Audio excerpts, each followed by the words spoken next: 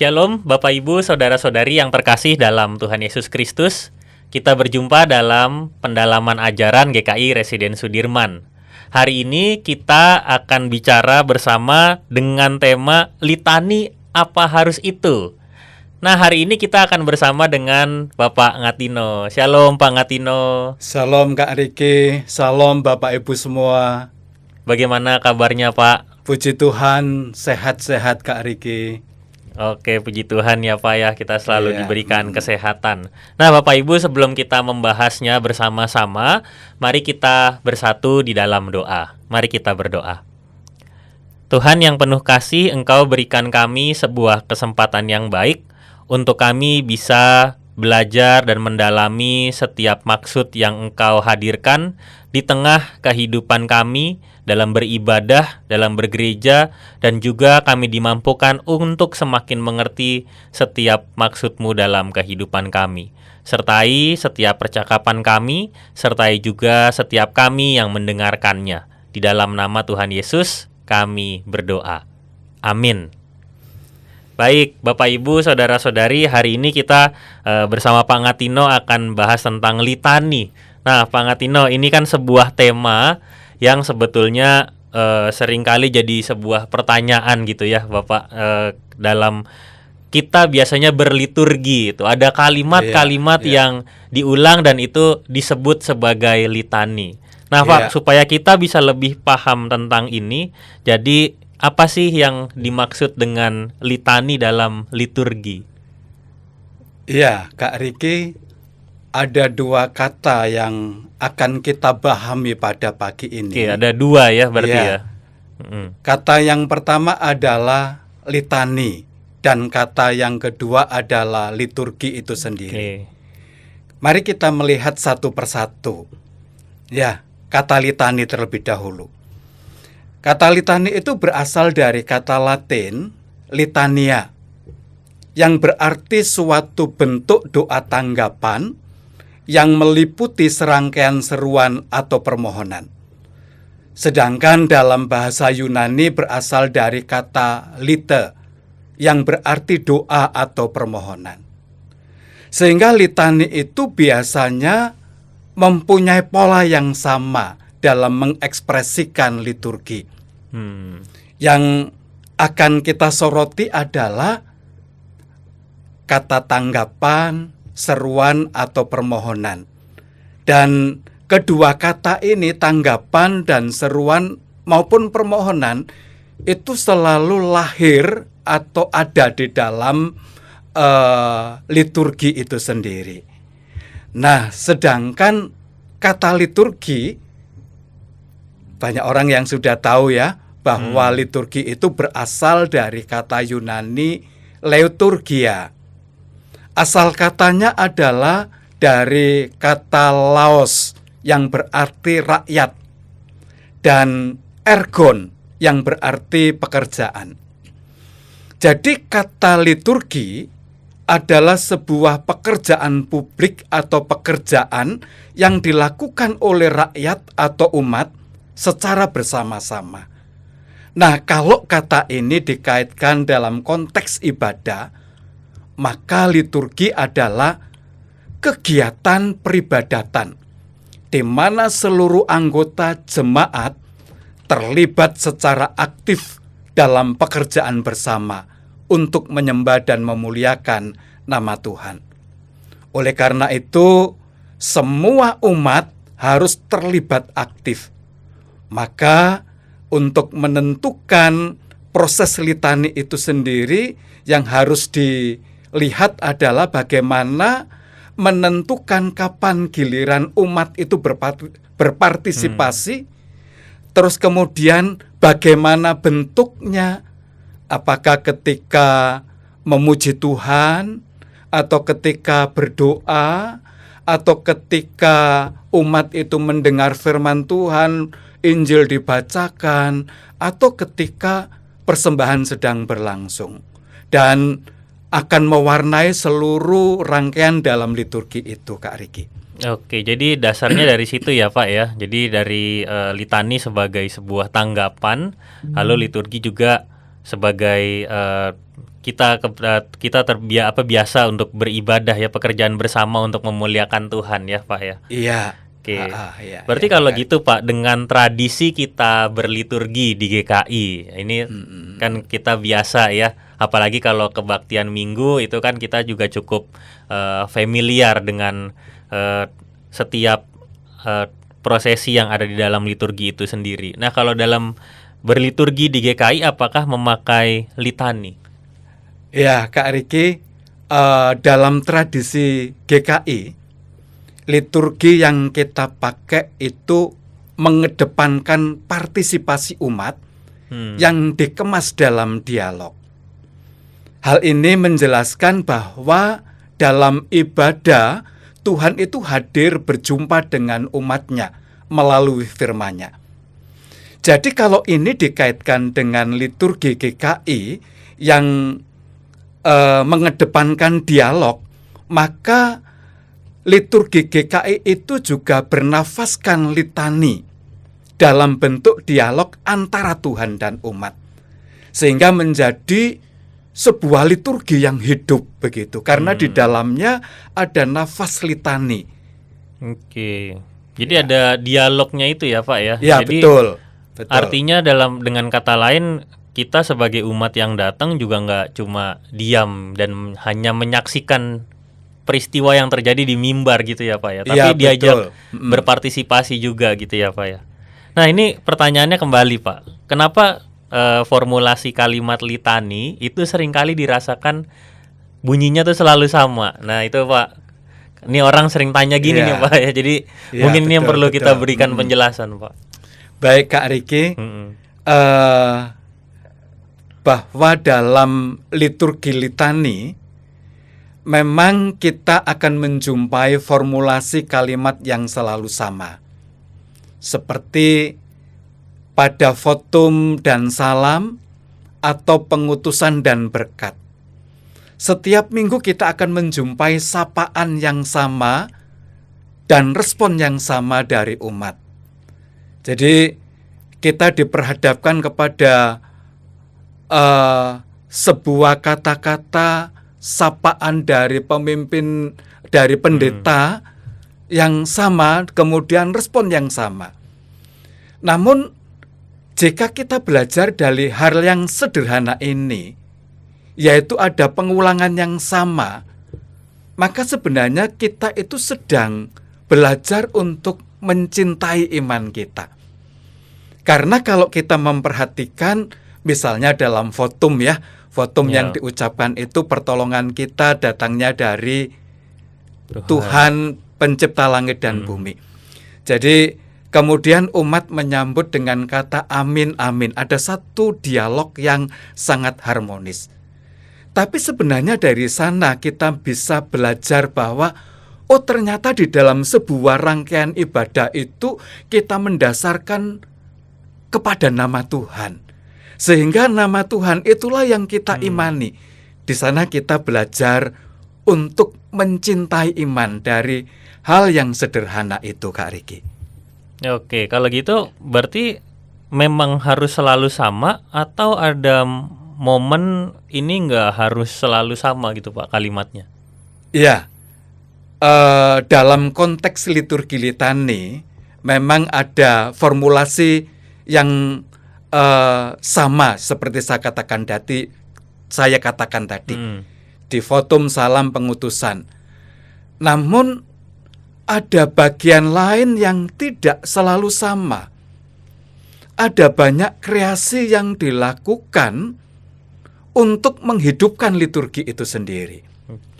Kreasi-kreasi itu bisa di pujian, ya, bisa saling bertanggapan antara umat pria, umat wanita, atau dengan pemimpin liturgos dengan umat. Kemudian selalu dilakukan bertanggapan. Juga di dalam doa itu selalu ada kreasi yang tidak selalu sama. Hal itu dilakukan supaya liturgi itu benar-benar hidup, dapat dinikmati, dapat dirasakan oleh seluruh umat yang hadir. Begitu Kak Ya, Riki. jadi dalam artian memang ada kreasi yang bertanggung jawab secara teologis gitu ya Pak ya. Iya betul. Jadi Kak supaya muatan nilai dan pesannya juga tetap sama kuatnya begitu ya, dibandingkan dengan misalnya dengan yang standarnya. Biasanya kayak apa? Nah, ini ada sebuah kreasi yang dilakukan, dan itu tadi Pak Ngatino katakan kreasi-kreasi itu biasanya muncul ketika pujian gitu ya. Kita nyanyi secara bertanggapan, itu termasuk dalam litani yang dimaksud juga ya Pak, berarti Pak. Betul Kak Riki, itu dalam koridor litani. Jadi itu untuk menghidupkan suasana liturgi itu sendiri. Oke. Iya. Baik Pak, kalau begitu sekarang kalau kita kembali ke dalam Alkitab Pak. Jadi kalau Iya. kita kembali ke dalam Alkitab, apakah para tokoh Alkitab yang bercakap dengan Allah itu juga termasuk dari wujud litani pada masa-masa yang ada di dalam Alkitab? Kan beberapa tokoh kan mereka ya bercakap dengan Tuhan gitu ya Pak ya. Lalu ada beberapa kalimat yang juga dirasa seperti sebuah pengulangan gitu. Nah, ini apakah itu juga ya seperti yang dimaksud litani dalam ibadah yang biasa kita lakukan sekarang? Iya, pertanyaan ini adalah tergantung dari sudut pandang mana kita menilainya. Kalau kita menilai dari sudut pandang sastranya atau polanya, maka bisa dikatakan bahwa yang dilakukan oleh para tokoh Alkitab itu adalah sebagai wujud litani. Misalnya kita dapatkan di tokoh Abraham yang sedang berdoa syafaat, yang tertulis di kitab Kejadian pasal 18 ayat 16 sampai 33. Dari struktur dan polanya itu sangat cocok sekali dengan litani. Maka para penafsir Alkitab mengatakan, wah ini adalah sebuah proses litani yang sedang berlangsung yang dilakukan oleh para tokoh Alkitab. Contoh-contoh lainnya, misalnya ketika kita memperhatikan di kitab Mazmur yang ditulis oleh Daud ya, kita mengakui bahwa kitab Mazmur itu banyak bernafaskan litani. Ada kalimat-kalimat yang nada dan polanya itu selalu diulang-ulang. Misalnya di Mazmur 136 itu juga selalu diulang-ulang, dan kalau itu dibacakan dalam liturgi hari Minggu, wah itu sangat menarik sekali karena dalam tanggapan itu sangat jelas terlihat bahwa Mazmur 136 bahkan Mazmur-Mazmur yang lain itu merupakan sebuah uraian litani. Bahkan kalau kita juga melihat kepada kitab Ayub, di dalam dialognya dengan Tuhan itu sangat terlihat sekali bahwa di sana ada proses litani yang sedang ada.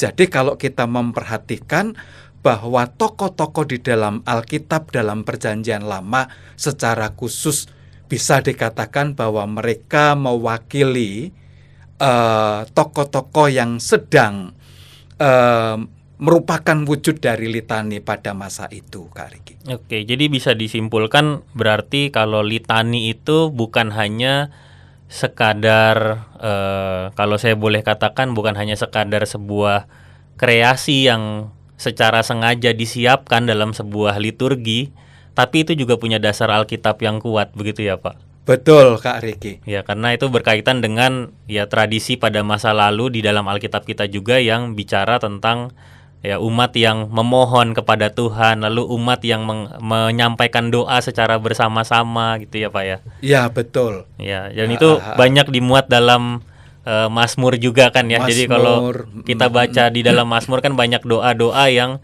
sebetulnya juga bukan hanya dituliskan oleh Daud, tapi juga diungkapkan bersama-sama dengan umat begitu ya Pak ya. Betul sekali Nah, Kak Riki. itu menjadi sebuah kekuatan sebetulnya dari sebuah litani, yang artinya berarti umat mengalami pergumulan yang sama dan sama-sama saling menyuarakan dan juga mendoakan begitu ya Pak. Betul sekali Kak Riki. Jadi kalau Ya. gitu Pak, sekarang kita kembali ke dalam tradisi liturgi kita, berliturgi kita di GKI nih Pak. Iya, iya. Ya, jadi kalau di GKI itu sebetulnya apa saja Pak yang termasuk litani dalam sebuah ibadah? Iya. Kalau kita berbicara tentang liturgi GKI, kita mengenalnya bahwa liturgi GKI itu terdiri dari 4 ordo ya, yaitu ordo panggilan ibadah atau umat berhimpun, ordo pelayanan firman, ordo persembahan, dan ordo pengutusan dan berkat. Dalam liturgi GKI, litani itu bisa masuk di semua ordo. Dari awal sampai akhir ibadah terjadi dialog antara pendeta yang mewakili Tuhan dengan umat. Sehingga ada satu nuansa perjumpaan antara Tuhan dan umat. Ada semacam dialog yang terjadi. Umat menyapa, Tuhan menyapa, umat menyambut. Tuhan berfirman, umat mendengar. Itu sesuatu sesuatu hal yang sangat responsif sekali di dalam liturgi GKI.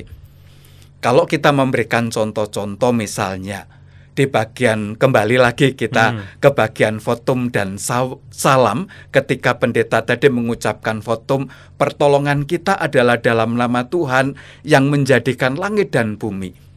Nah, kemudian umat itu merespon dengan pujian amin amin.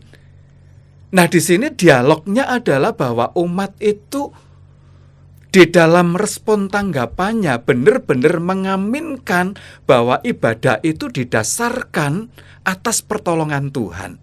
Ibadah itu didasarkan kepada satu konsep teologis yang jelas begitu. Bahwa tidak ada nama lain yang bisa berkarya di dalam ibadah itu selain dari nama Tuhan. Bahkan di dalam litani, kalau kita memperhatikan, bukan hanya di votum salam ya, di pengakuan dosa itu pendeta yang mewakili imam itu berdoa kepada Tuhan, memohon ampun, dan umat itu memberikan respon sambutan, Tuhan kasihanilah kami, umatmu yang berdosa ini. Kemudian pendeta berdoa lagi, kemudian umat merespon yang sama, Tuhan kasihanilah kami, umatmu yang berdosa ini. Jadi respon yang berulang-ulang itu selalu dilakukan oleh umat supaya belas kasihan Tuhan itu terwujud dan pengampunan Tuhan itu dianugerahkan kepada umat. Jadi kalau kita berbicara tentang litani itu masuk di ordo mana saja, semua ordo di dalam liturgi GKI itu bisa terjadi di dalam liturgi litani kita. Demikian Kak Riki. Ya, jadi misalnya ya Pak ya, kalau kita misal datang sebuah ibadah gitu, pelayan firmannya lalu mengucapkan votum, kita secara otomatis karena kita sudah terbiasa dengan pengulangan itu, maka kita tahu abis ini tuh kita merespons ya dengan amin amin aminnya dengan nyanyian. Lalu misalnya ketika berita anugerah, ya demikianlah berita anugerah dari Tuhan. Ya kita otomatis mengucapkan syukur kepada Allah ya kan, Allah. yang sering kali nih apa yang sering kali terjadi misalnya waktu perjamuan kudus, karena kita biasanya setelah mengucapkan syukur kepada Allah lalu kita memberikan salam damai. Ketika salam damainya digeser, kalau perjamuan kudus kan salam damainya pada momen perjamuan kudusnya kan ya Pak ya, bukan setelah berita anugerah dalam momen perjamuan kudus. Karena itu menjadi satu kesatuan. Ketika salam damai itu jadi sebuah tindakan yang mempersiapkan kita untuk menerima roti dan air anggur itu gitu ya. Kalau secara teologisnya kan dasarnya itu. Tapi betul, karena ketika kita mengaplikasikannya, ketika kita beribadah, kita tuh berusaha mengingat, oh ya habis ini tuh jangan salaman dulu gitu. Karena kita udah terbiasa dengan pengulangan-pengulangan itu ya Pak ya. Ya betul Kak Riki. Karena gini Pak, kita itu kan punya sebuah kebiasaan lah dengan litani ini, kita jadi terbiasa, kita tahu artinya, tapi ya seringkali karena itu kita lakukan berulang-ulang. Kan kalau yang diulang-ulang itu positifnya ya nilainya kita sudah pegang gitu ya. Nilainya sudah kita pegang dan kita melakukannya. Iya, Tapi betul, betul. yang seringkali terjadi Pak, kadang kita itu kehilangan makna atas litani yang dimaksud di dalam sebuah liturgi. Nah ini kalau begitu Pak, bagaimana supaya kita sebagai umat ketika kita datang di sebuah ibadah kita tidak kehilangan makna atas litani tersebut? Iya, Kak Riki, memang ketika kita memperhatikan liturgi litani kita, itu liturgi yang sangat unik bagi kita ya. Liturgi yang sebenarnya dengan diulang-ulang itu bukan berarti kita kehilangan makna. Oke. Tetapi justru ketika kita memperhatikan dengan seksama, maka liturgi litani yang sebenarnya itu adalah mengedepankan rasa. Semakin kita merasakan isi dari liturgi itu, maka kita akan semakin memahami. Oh, berarti gini ya Pak ya. Iya. Maksudnya berarti kita diajak bukan hanya sekadar ikut dalam artian mengikuti apa yang dikatakan oleh pelayan firman atau misalnya ada liturgos hari itu, tapi juga meresapi apa yang dikatakan gitu ya Pak. Iya, Supaya bisa benar-benar merasakan itu. iya. Begitu Kak Riki. Misalnya tadi sambutan umat Oke. ketika ada votum dan salam, kemudian umat itu merespon dengan kata amin atau menyanyikan dengan amin amin, itu bukan sekedar kata kalimat yang keluar begitu saja, tetapi ketika kita meresapi benar-benar, benar nggak ya bahwa di dalam ibadah ini terjadi di dalam pertolongan Tuhan, benar enggak ya? Kita meresapinya. Maka kalau kita benar-benar meresapi, maka itu menjadi sesuatu yang sangat dalam di dalam hati kita. Karena bukan sekedar kita berkata amin begitu, tidak.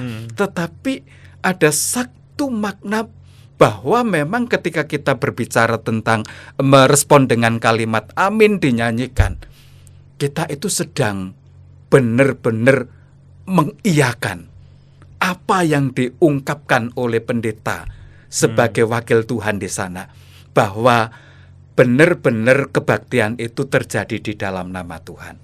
Jadi kita ya memang kita sudah biasa, tetapi kita harus belajar mengedepankan rasa dalam liturgi itu. Kita resapi benar-benar respon kita ketika kita menyambut sesuatu, respon tanggapan itu. Nah, itu yang pertama, Kak Riki.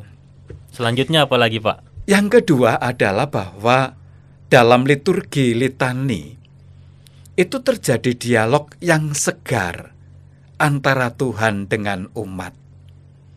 Seharusnya itu membuat kita itu semakin mencintai Tuhan. Misalnya Kak Riki, ketika tadi Kak Riki menyampaikan setelah ada doa pengakuan dosa yang dilakukan secara bertanggapan antara pendeta dengan umat, kemudian diberitakan berita anugerah dan umat itu merespon dengan syukur kepada Allah. Berita anugerah itu adalah berita pengampunan yang begitu luar biasa, sehingga umat harus merespon dengan rasa syukur yang terdalam. Nah, di sanalah sebenarnya kita bisa belajar, semakin kita merasakan anugerah itu membuat kita itu semakin mencintai Tuhan. Semakin cinta kita kepada Tuhan itu tidak terputus di dalam ibadah itu, tetapi berlanjut di dalam kehidupan sehari-hari. Itu yang kedua. Yang ketiga, Kak Riki, melalui litani ini kita belajar dari hal yang sederhana, bahwa iman kita itu bisa bertumbuh melalui setiap peristiwa yang diulang-ulang dalam liturgi litani. dalam kehidupan sehari-hari kita itu sebenarnya sudah terbiasa dengan hal-hal yang terus diulang-ulang ya. Tetapi itu bisa menumbuhkan iman kita. Misalnya, setiap bangun tidur kita itu secara spontan untuk berdoa berterima kasih kepada Tuhan. Rasa spontan ini setiap hari kita ulang begitu. Sebagai rasa ucapan syukur kita kepada Tuhan atas pertolongan dan penyertaan Tuhan. Ini dalam kehidupan sehari-hari ya.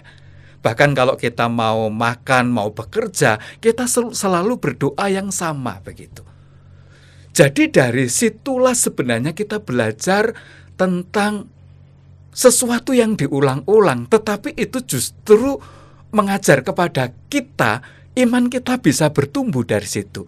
Karena bukan saja mengajar kita untuk oh ini waktunya berdoa, oh ini waktunya melakukan sesuatu dan kita bergantung kepada Tuhan. Dan ternyata melalui sesuatu yang berulang-ulang itu iman kita bisa bertumbuh. Juga dalam hal liturgi litani itu mengajar supaya oh dari sini ternyata iman kita itu bisa bertumbuh. Wah, itu Kak Riki. Nah ini saya jadi tertarik ini Pak nih ya, sebelum kita lanjut bagian berikutnya ya. Saya tertarik tuh gini Pak, saya jadi inget nih Pak pengalaman saya waktu pertama kali bukan memahami ya, tapi merasakan liturgi Minggu GKI. Jadi waktu itu ceritanya gini Pak, saya kan sekolah Minggu, lalu ketika masuk SMP guru saya ngasih tugas supaya kami bisa mencatat khotbah pendeta, yang artinya saya harus datang ke kebaktian umum gitu ya, kebaktian minggunya di GKI di tempat jemaat asal saya waktu itu gitu. Iya. Nah, kan beberapa kali ya Pak, artinya kan itu kalau nggak salah waktu itu 5 catatan khotbah, jadi kan 5 minggu gitu.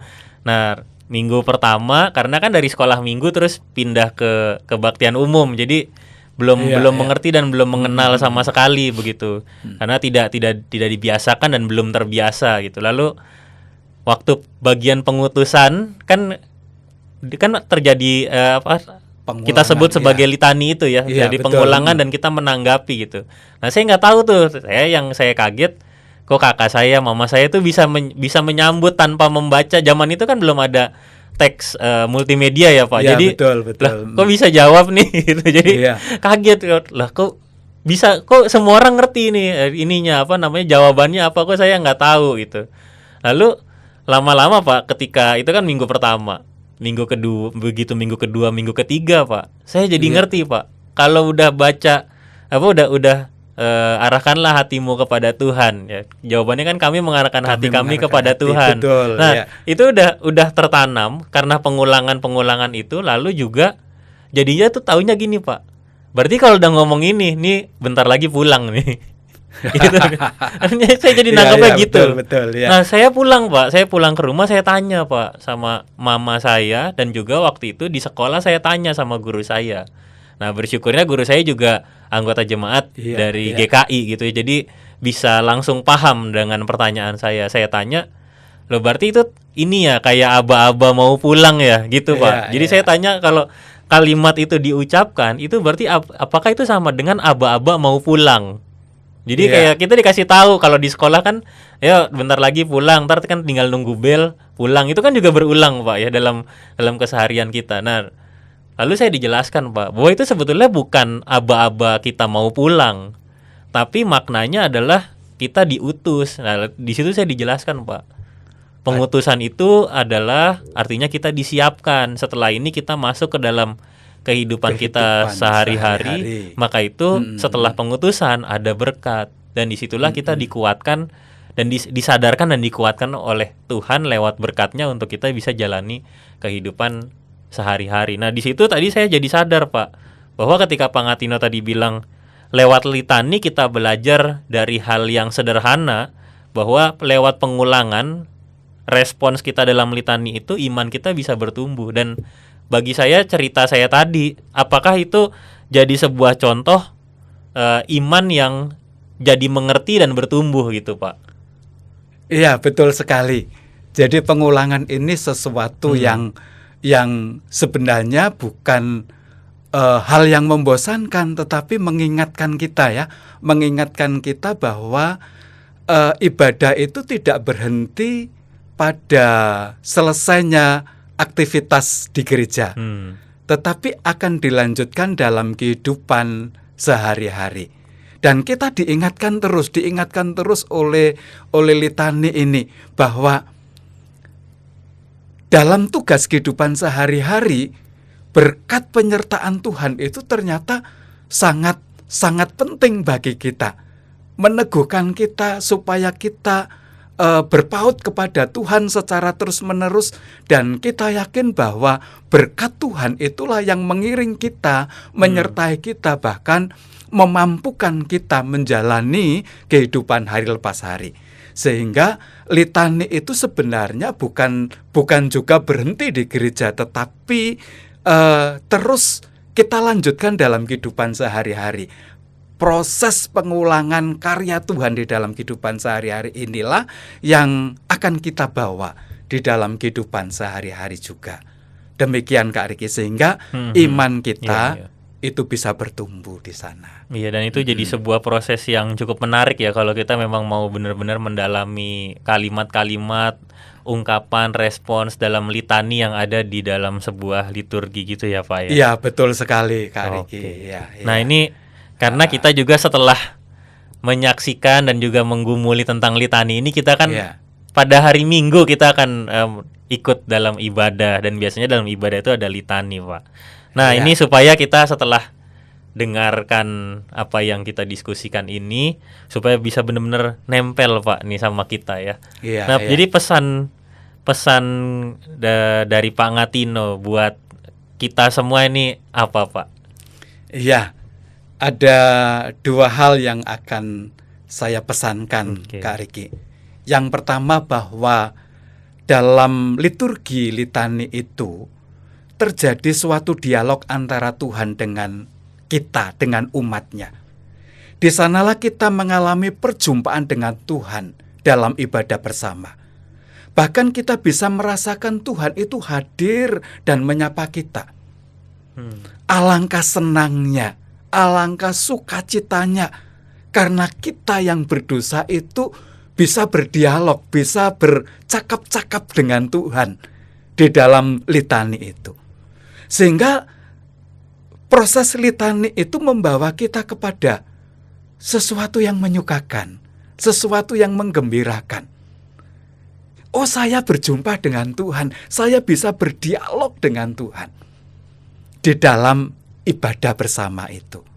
Sudah barang tentu hal itu bukan hanya kita rasakan secara pribadi, umat secara umum akan merasakan bahwa oh, di dalam ibadah ini kita itu berjumpa dengan Tuhan, ada proses dialog yang sangat menyukakan, yang sangat menyegarkan, membaharui kehidupan kita.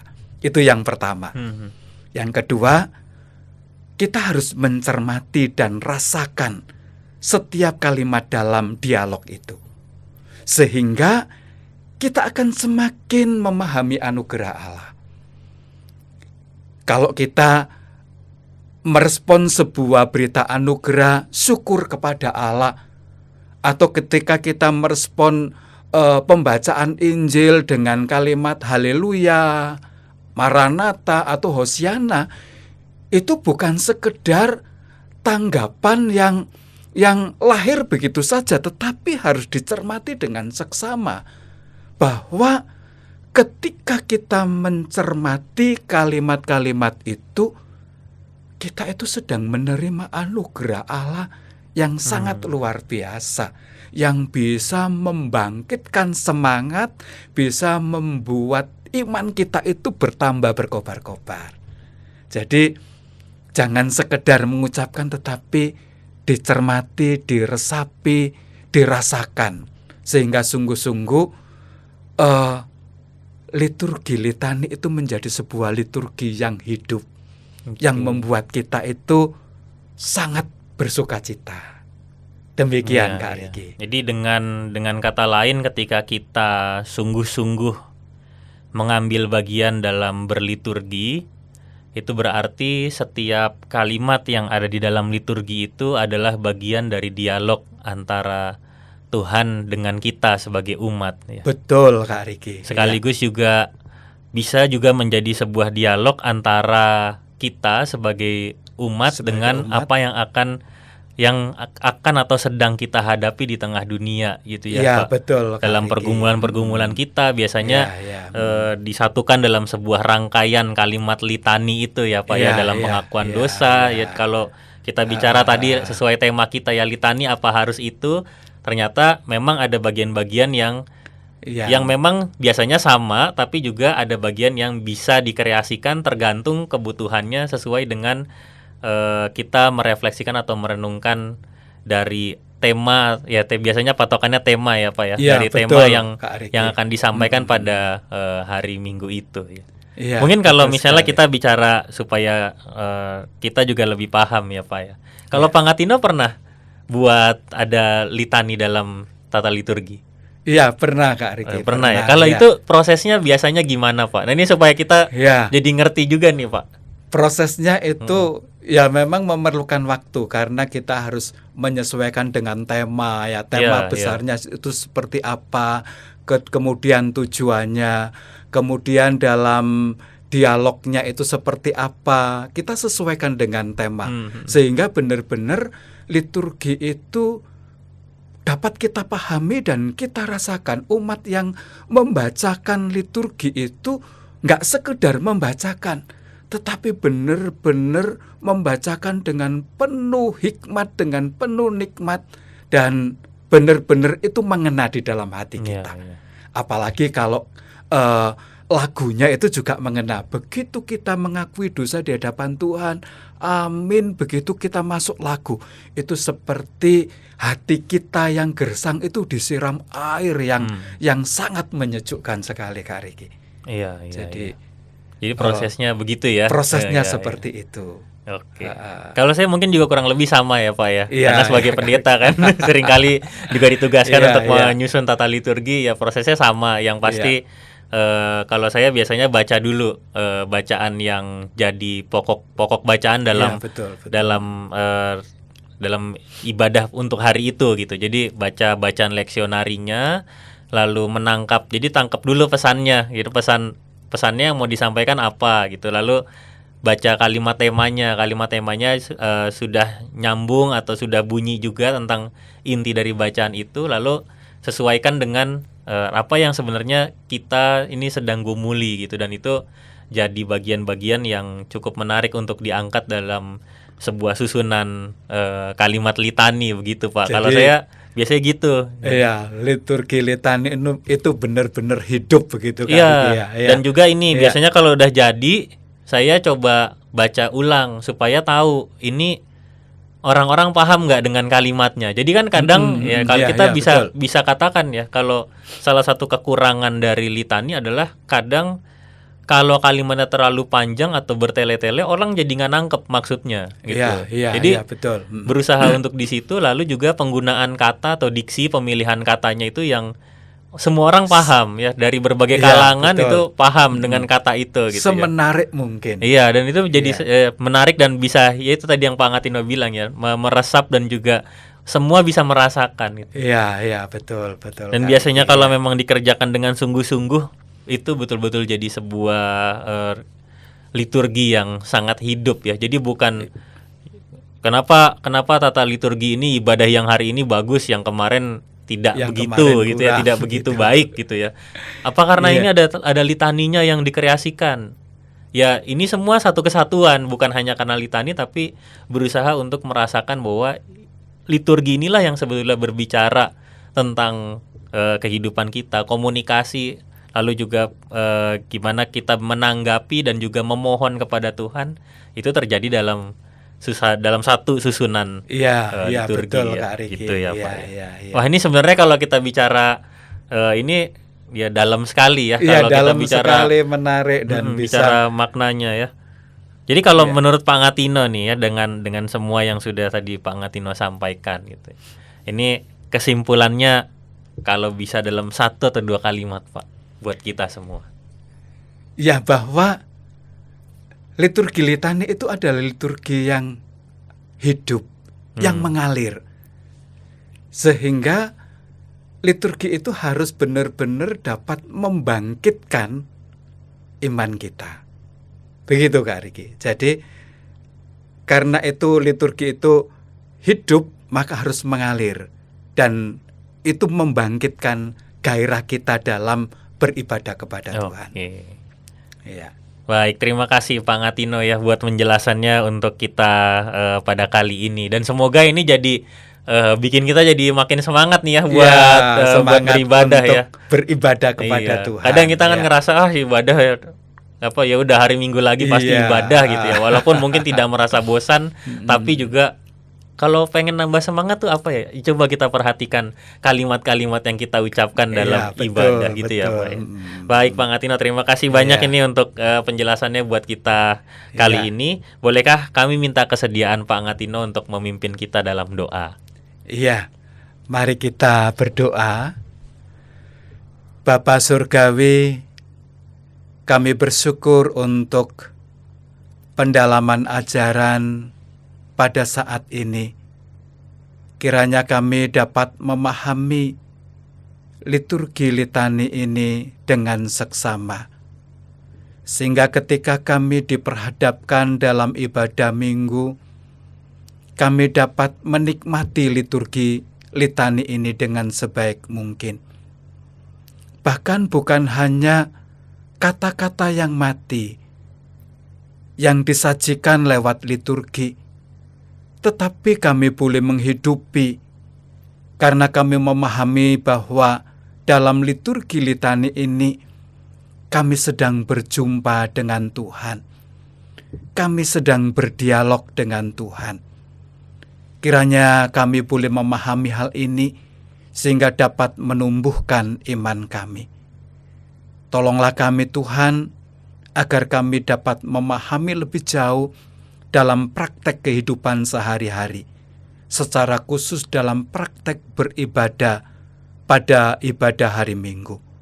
Tuhan, Engkau menolong kami semua. Terima kasih Tuhan Yesus, di dalam nama-Mu, Tuhan kami Yesus Kristus, kami berdoa. Amin. Amin. Terima kasih Pak Ngatino untuk kesediaannya pada hari ini. Sama-sama Kak Riki. Ya, kita akan berjumpa lagi Bapak Ibu Saudara-saudari dalam pendalaman ajaran GKI Residen Sudirman yang berikutnya. Sampai berjumpa, Tuhan Yesus memberkati kita semua. Sampai jumpa, Tuhan Yesus memberkati.